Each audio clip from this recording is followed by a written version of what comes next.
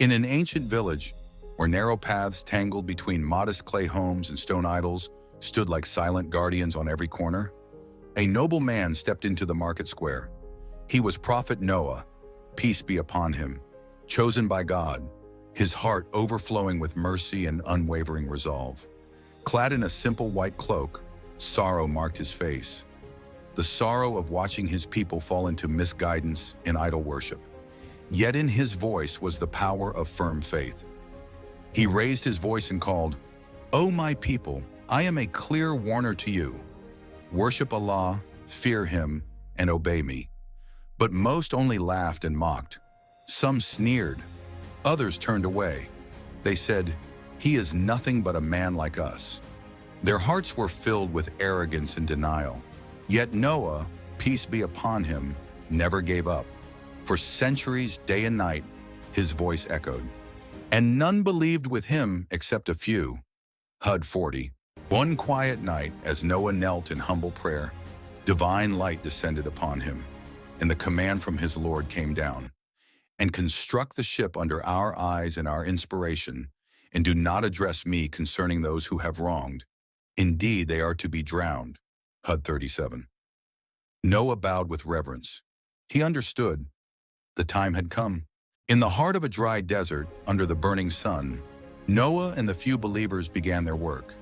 They carried large wooden beams, hammered them together, and assembled plank after plank until the structure of a mighty ark stood tall on the horizon. Passers-by laughed loudly. "A ship in the middle of the sand? Have you lost your mind, Noah?"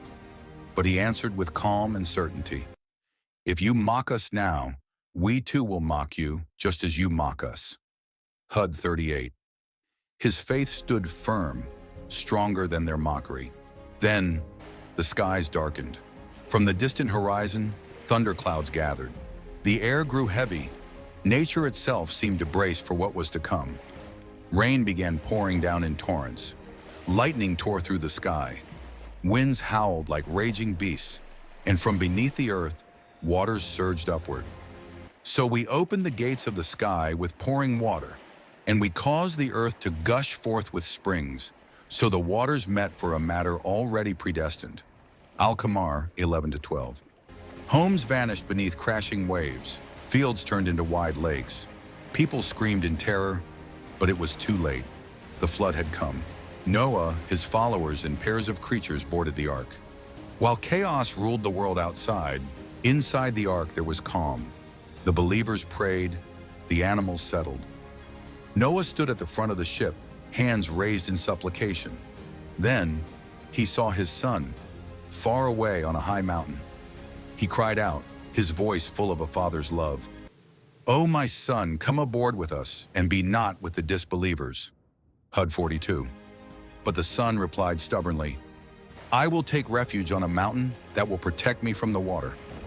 Noah responded, "There is no protector today from the decree of Allah, except for whom he gives mercy."